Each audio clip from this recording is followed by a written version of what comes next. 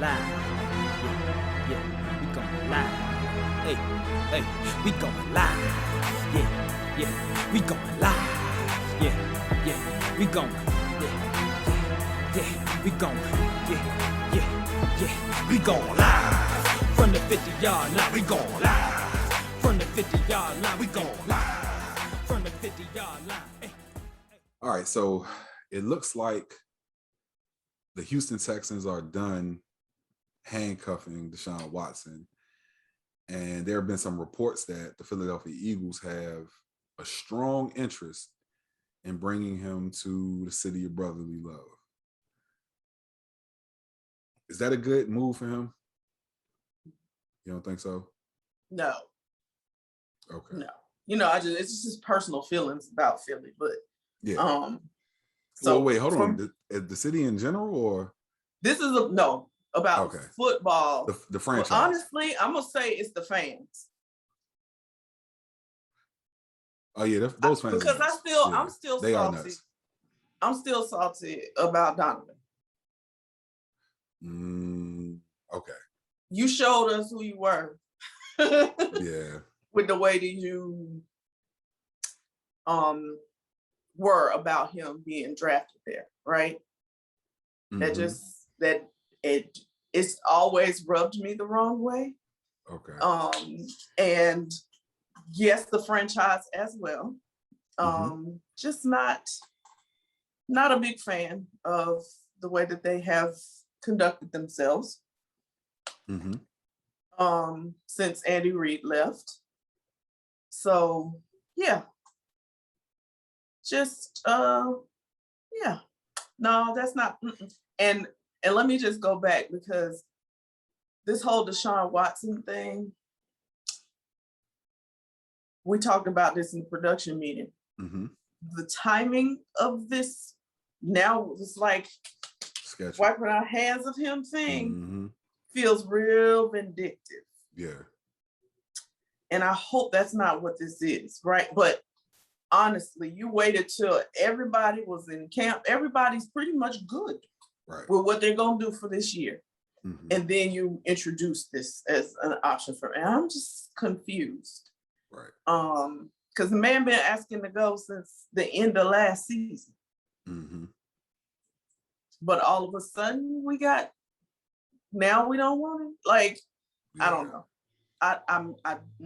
And you can't say it's about the case pending allegations, because again, that was going on this whole time. Right. Can't be that. Unless they know something we don't know. That would be the only reason. Well, it's funny because this actually could have been another who's really really right. And only because I feel like anywhere out of Houston is a good move. Absolutely. Anywhere out of Houston is a good move. And I guess that's the only place that we defer. I think that I'm looking at it from the standpoint of, like, if it's between Philly and Houston, agreed. It's Philly. I think you're looking at it from the standpoint of, if it's between Philly and the other franchises other than Houston, yes. Then one of them other franchises. Any of them. Yeah. So we kind of on the same page. But yes. Oh yeah. Let Trevor Lawrence cook down there. Yeah, I'm good. So yeah, but no, I'm that's exactly how I feel. That's it. You hit it on the head. Yeah, no, but I want what's best for him in all of this, right? Right. So that's why I'm like, but you said it. Anywhere, any other franchise, but there and there. Well, the first thing is, I that's how if it's between, and yes, and those are his only options, I'm with you. Philly it is. Right. And because we know that a lot of these other options aren't really options, right? We know that he's not going to Kansas City. He's not going, like you said, he's not going to the Jaguars. No. He's not going to the 49ers. And so I feel like, for football reasons, Philly is the best place for him to go, because they just traded away, what's his name? Carson Wentz to the Colts. And they have a quarterback who's only played a few games. And so for football reasons, that might be the best place for him to go, because he can go there. I think he would be the guy, and there wouldn't be a thing of we have to like pair him with somebody, or we have correct. To, you know, he has to have real competition with somebody. Whatever. No, you would be happy to get him. Like, oh, right. You the man, this your team, what you need, like, yeah, it'll be that kind of thing. And that's what he needs. He needs to feel that way. Right. I do agree with that. He needs to, because he is an amazing talent. Mm-hmm. Like, we're not going to diminish this man's ability to play the game of football. It's phenomenal. We sure won't. So I'm just saying, yeah. No, I mean, I guess. I mean, those are just personal feelings. So if I'm looking at this from a football standpoint, totally football. Yeah. And again, if my only options are there in Houston, I absolutely want him out of Houston. Yeah. So it would be, Philly would be the place, I guess. Yeah. I guess. And I think it makes sense. I mean, I'm gonna have to cheer for them. Oh. I was born in Philly, so that, you know, my personal connection to Philly. Of course. And for a very small portion of my life, about a year, maybe two, I had spitefully become an Eagles fan, you know, to spite my family. Being a contrarian, as you call it. Yeah. So, you know, there is some love there, but you are right. Those fans are crazy. You know what I'm saying? Those fans are nuts. That's the first stadium I heard about. And not their stadium now, not Lincoln Financial, but the Vet was the first stadium I heard that they had a holding cell, a jail holding cell inside of the stadium. Yep. So I definitely feel you on those fans. Look, them people. Right. Yeah, no, that. But again, I think obviously my saltiness about Donovan, it has been, they have had Michael Vick there since then. They have had other, you know, Black quarterbacks in. So I feel like he would be embraced. They just be happy to have somebody who can play the game for real. Like, he's proven himself. Right. You know, you got Carson Wentz in the draft and they tried to no. So to be able to have a proven veteran quarterback who is as versatile as he is and as accurate as he is and as careful with the ball as he is, those are all things they've been missing. Right. So they would love that now. I mean, so it's just me and my personal about them, but no, Philly over Houston any day. Absolutely. Yeah. So, all right. Let's talk about my baby. Let's dig into this Aaron Rodgers story. Yes, let's talk about my baby. Because I don't know if I've seen an athlete this candid during a press conference. I like, he really dug into the reasons, you know, he felt the way about the franchise. And I think they were, you know, like, I think they all had some merit. And I think that, you know, I don't know how they were addressed or what made him feel comfortable enough to say, yo, let me just go ahead and ride this out for this last year. Yep. Well, I guess it's because he only had two options. That's it. You already said, I mean, it's simple why he did what he did. It didn't have nothing to do with nothing that they did based on what he said. True. It's all that's it. Those were his two options. Here. Well, so his only two options are to stay in Green Bay or to retire. Yep. He has 3 years left on the deal that he signed, the extension that he signed a couple of years ago. And so the Green Bay Packers had no incentive to really trade him, especially after being the MVP of last season in the NFL. That's great in itself, right? Some of the stuff that he talked about as far as sending out some of his teammates unceremoniously, and the franchise not valuing his opinion, I completely understand that. And it makes sense that he would take that so personal because the keys of a franchise, when you think about quarterbacks like Aaron Rodgers and Peyton Manning and Tom Brady, they should be given the keys to the franchise. They should have some input in personnel. I really don't understand it. Here's what I think it is. Mm-hmm. You know how people with siblings and they've got a golden boy, mm-hmm. that's a sibling. Mm-hmm. They often feel that no matter how good they are, mm-hmm. they're always seen as the little brother or little sister to that person. And through no fault of his own, he came to a franchise that had Brett Favre. And I know Brett Favre has been gone a long time, and Aaron Rodgers absolutely should be seen on his own merit clearly at this point. He has established himself as his own in his own right as a superstar in the league, right? But there's still this cloud of Brett Favredom that looms over him that makes them dismissive of his clout. Yeah. That's how I see it. Okay. And that like that makes sense, you know. Yeah. He's just gonna be seen as the little brother. Brett Favre won. How many Super Bowls did Brett Favre win? I don't even remember. No, Brett Favre only won one. One. Because he lost that second one to John Elway. Yes. But Brett Favre it wasn't even about Super Bowls for them in Green Bay. First of all, you talking about Wisconsin. Right. This is it for them. Mm-hmm. You know what I'm saying? Right. This is it for them. Mm-hmm. They serious. Listen, them cheeseheads are serious about that football, baby. Mm-hmm. And so Brett Favre launched their franchise. Yeah. He launched their franchise. Well, so there are a few franchises that are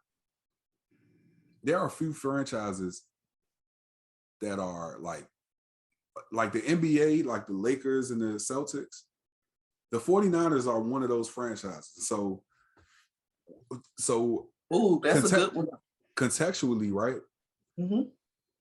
Like Brett Favre, I believe, I can't remember the quarterbacks before him, or like right before him. Exactly.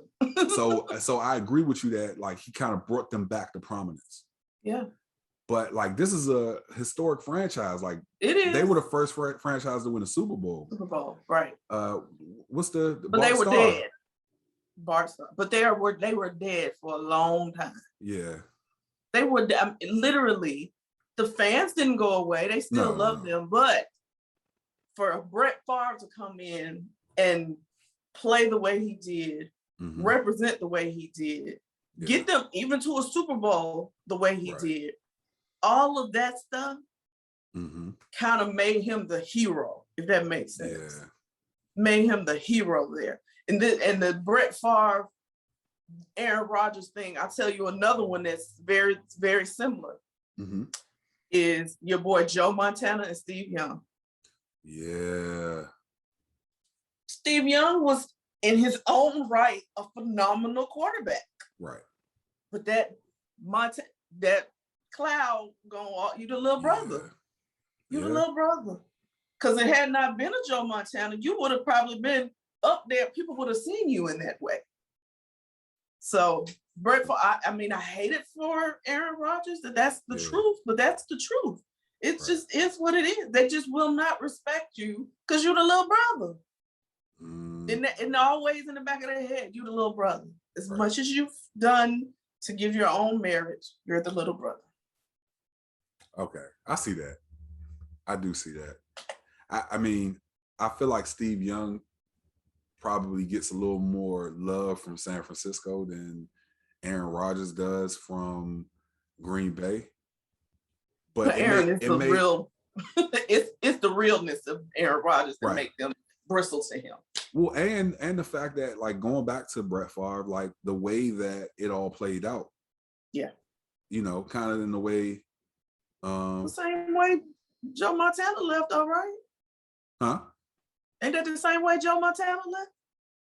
Well, okay, so with Steve Young, it wasn't like he wasn't like highly touted like Aaron Rodgers is.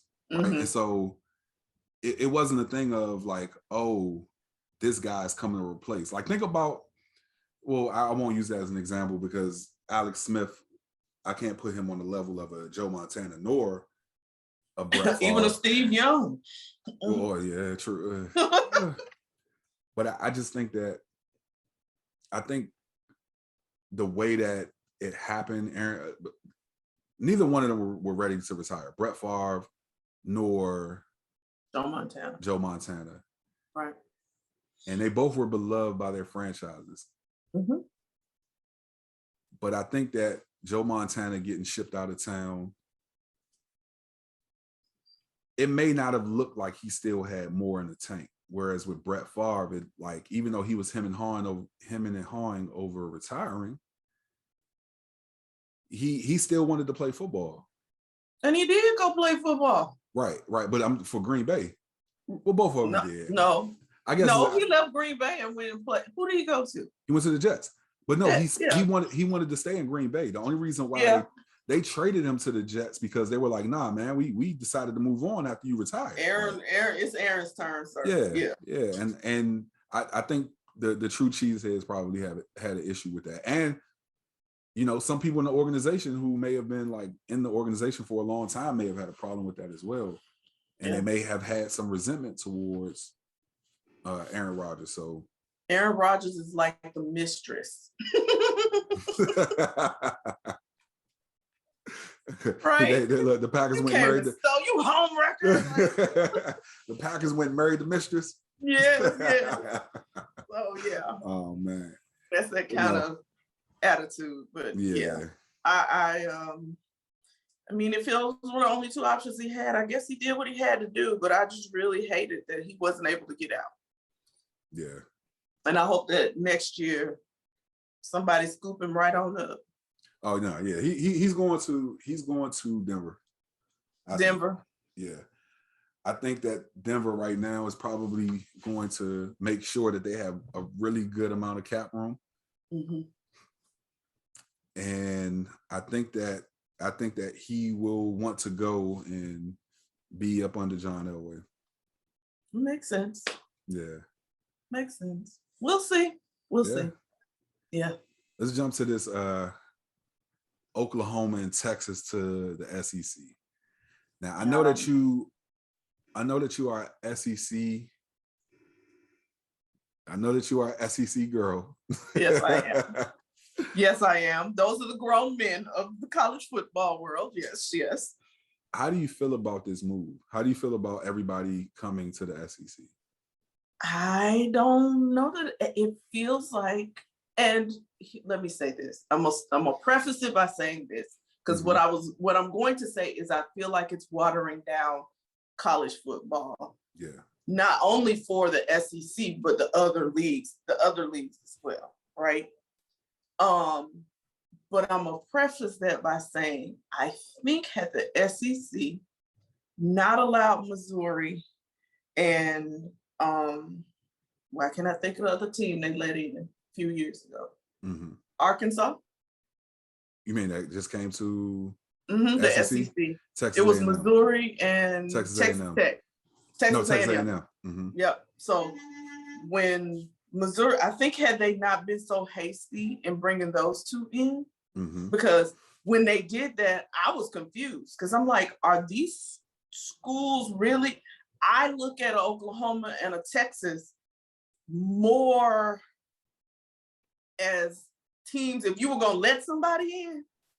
Yeah. Versus Missouri and Texas Tech. Okay. Yeah. You know what I mean? No, they would have been strong. They would have been stronger. They would have been stronger. I feel like they made the SEC, but I feel like it made the SEC weaker having those two teams join. And so at this point, it's just quantity that you get over quality if you keep letting everybody who want to come in.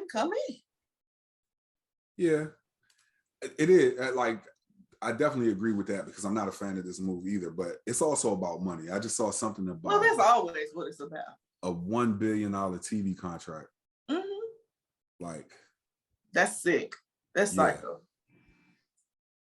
Yeah, but I mean, I know it's always it's always about making the money moves. Yeah. That's all it is. That's it. I get it. Yeah. The coin calls. That's what it is. Right. But I just, and then for the big, like, that is the part for me more so than what it does to the SEC, because the grown men in the SEC, the ones who are on top, are gonna stay where they are. Alabama, your Alabamas, your Georgias, they're gonna stay where they are. It's okay, right? But for the Big 12, it's dead. If they move, it's dead. I saw the stat that said for the last 14 championships, those are the two teams that have won. 11 for Oklahoma and 3 for Texas.